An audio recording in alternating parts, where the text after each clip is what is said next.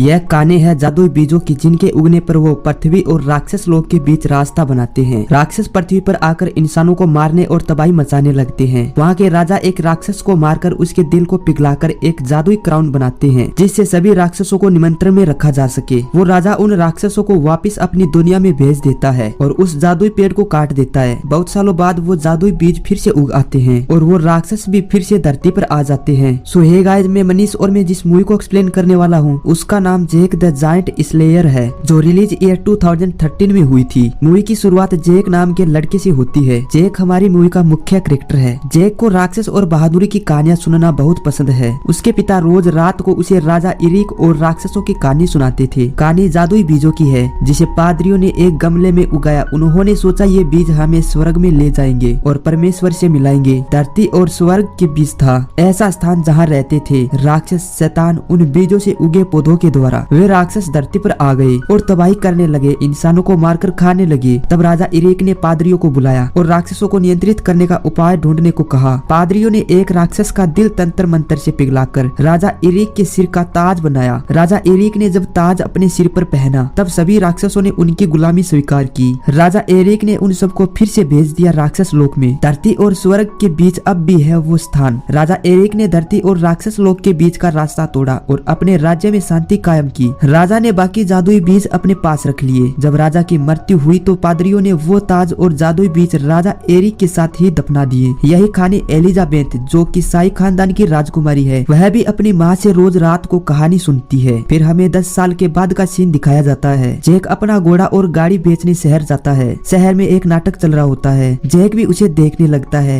यहाँ वही लोक कहानी दिखाई जा रही थी, जो कहानी जैक और राजकुमारी एलिजाबेथ अपने बचपन में सुनते थे। यहाँ राजकुमारी भी अपना भेष बदलकर वहाँ आई थी। फिर कुछ लोग उस राजकुमारी को छोड़ने लगते हैं कि जैक उस राजकुमारी को उन लोगों से बचाता है। तभी वहाँ राजा के सैनिक आते हैं और राजकुमारी को वापस महल ले जाते हैं। अगले सीन में रोडरिक को दिखाया जाता है, जो उस राज्य का प्रमुख राक्षस प्रभारी तथा राजा का निजी सलाहकार था। राजा, जिनका नाम ब्रह्मवेल था, अपनी बेटी की शादी रोडरिक से करवाने चाहते थे, जो कि राजकुमारी को पसंद नहीं था। रोडरिक अपने रूम की तरफ जाता है और रास्ते में एक पादरी से टकरा जाता है। जब वह अपने रूम में पहुंचता है तो वो देखता है कि पूरे रूम में सामान बिखरा पड़ा है तथा वो जादुई बीज भी गायब है। रोडरिक वीक को उस पादरी को ढूंढने का हुक्म देता है। अगले सीन में जैक को दिखाया जाता है, जो अपने घोड़ा बेच रहा होता है।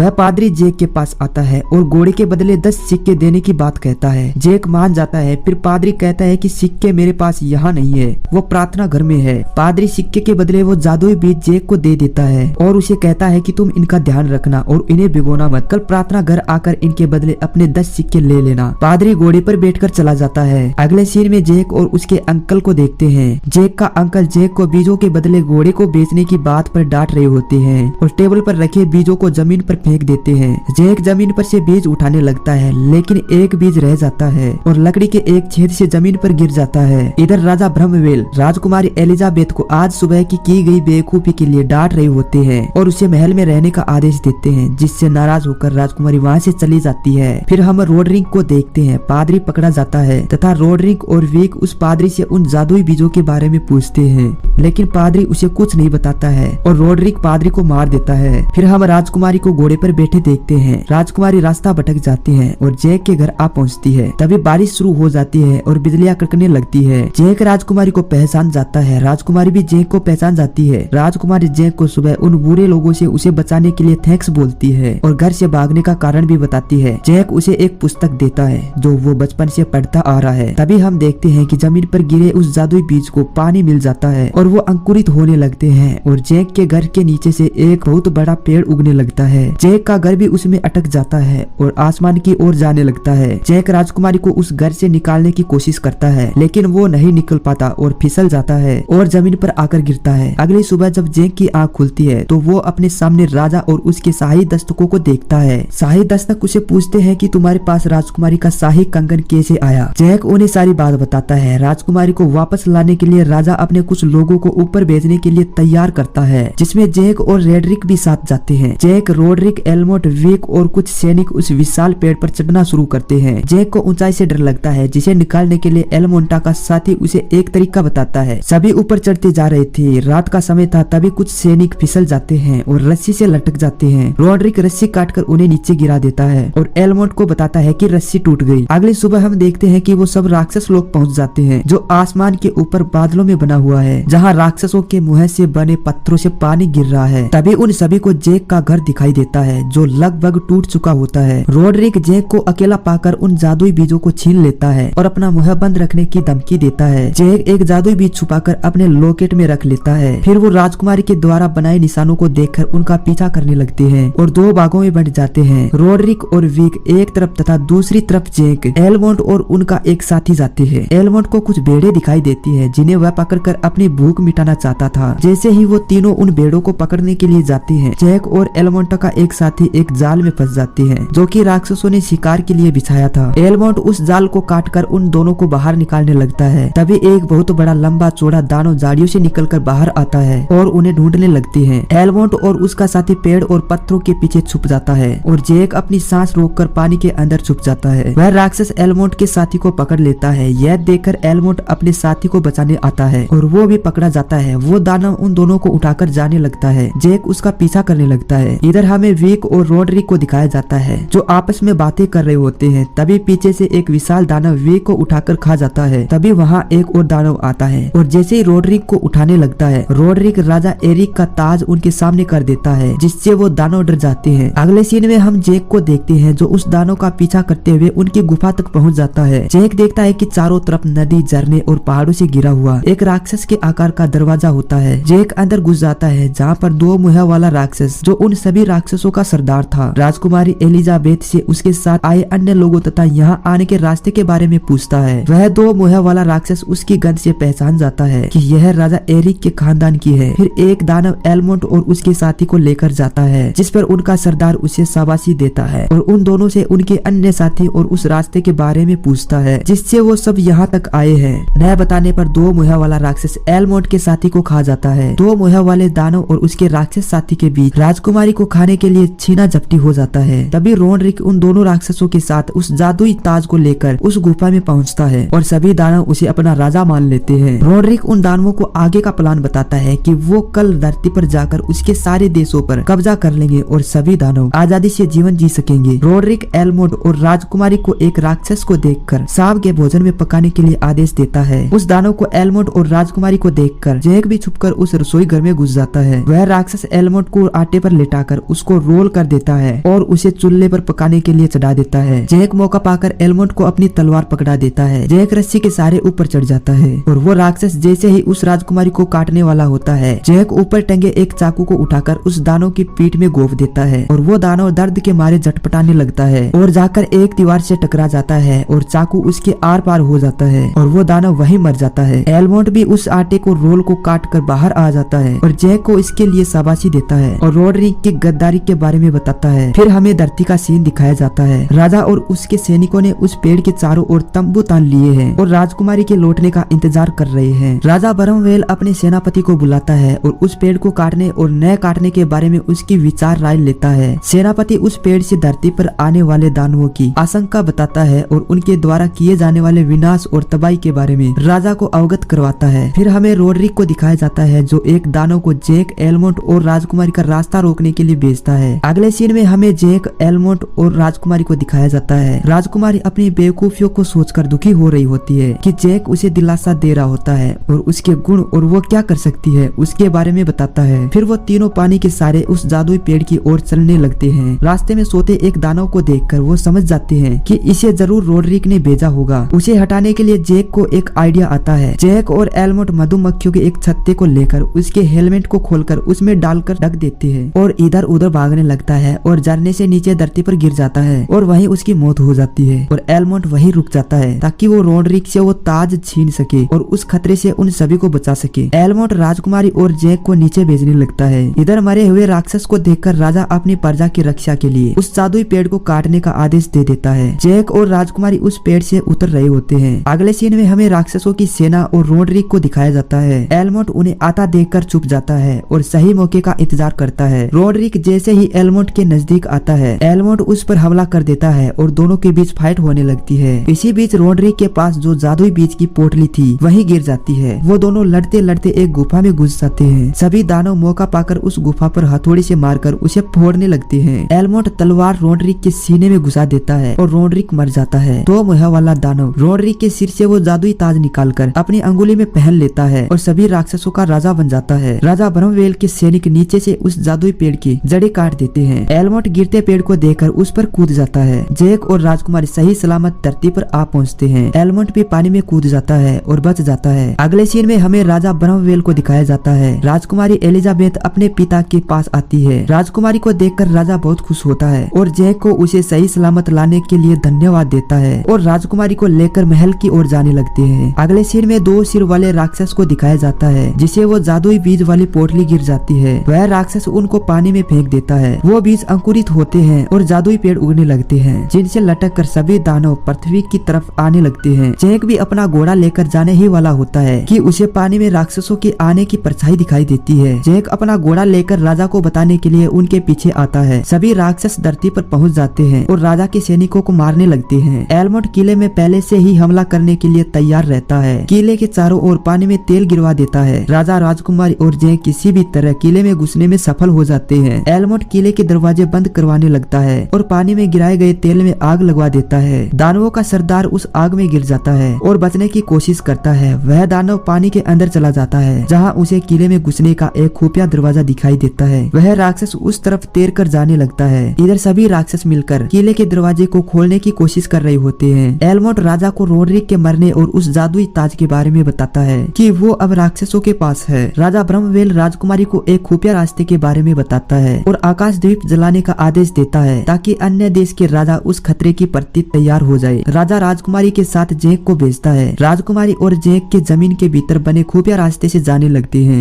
इधर राजा और उसके सैनिक दरवाजे को बंद रखने की कोशिश कर रहे होते हैं और दानव उस दरवाजे को खोलने की कोशिश करते हैं। राक्षस जलते हुए पेड़ किले के अंदर फेंकने लगते हैं। जवाबी हमले में सैनिक भी उन पर तीर बरसाने लगते हैं। एक राक्षस पत्थर से उसकी तोप को उड़ा देता है। इधर 2 सिर वाला राक्षस किले में घुस जाता है। वह दानव जैक और राजकुमारी को ढूंढने लगता है। जैक और राजकुमारी उस राक्षस से भाग रहे होते हैं। वह दानव राजकुमारी को पकड़ लेता है। जैक एक कुल्हाड़ी लेकर उस पर हमला करने के लिए कूदता है लेकिन दानव जैक को भी दूसरे हाथ से पकड़ लेता है। वह राक्षस जैसे ही जैक को खाने के लिए मुंह खोलता है वह अपने लॉकेट में डाले हुए जादुई बीज को निकालकर उस राक्षस के मुंह डाल देता है। राक्षस उस बीज को गटक जाता है। तभी उसके पेट में दर्द होने लगता है और वह दानव दर्द से कहराने लगता है। जैक और राजकुमारी उसके हाथों से छूटकर जमीन पर कूद जाते हैं। वह जादुई बीज उस दानव के पेट में अंकुरित होकर उगने लगता है और उसके शरीर को फाड़ डालता है और पूरे शरीर के टुकड़े होकर जमीन पर गिरने लगते हैं। दानव का वो हाथ भी जमीन पर गिरता है जिसमें उसने जादुई ताज पहना था। जैक और राजकुमारी वो ताज उसकी अंगुलियों से निकाल देते हैं। इधर दानव दरवाजे को तोड़ डालते हैं और किले के अंदर आ जाते हैं। जैसे वो राक्षस राजा और सैनिकों पर हमला करने ही वाले होते हैं कि तभी एक बहुत बड़ा धमाका होता है और जादुई पेड़ महल को चीरता हुआ आसमान की तरफ बढ़ने लगता है। सभी राक्षस अपने हथियार जमीन पर गिरा देते हैं और अपने घुटनों के बल सिर झुककर बैठ जाते हैं। सभी पीछे मुड़कर देखते हैं कि जैक के पास वो जादुई ताज होता है और सभी राक्षसों को वापस आने राक्षस लोक भेज दिया जाता है। राजा ब्रह्मवेल जैक और राजकुमारी की शादी करवा देता है। जैक और राजकुमारी भी वो कहानी अपने बच्चों को सुनाते थे जो वो खुद अपने माता पिता से सुनते थे। फिर उस ताज को दोबारा बनाकर एक म्यूजियम में रखा हुआ देखते हैं और इसी के साथ मूवी खत्म हो जाती है। आशा करता हूँ मूवी आपको जरूर पसंद आई होगी तो लाइक शेयर सब्सक्राइब जरूर करना।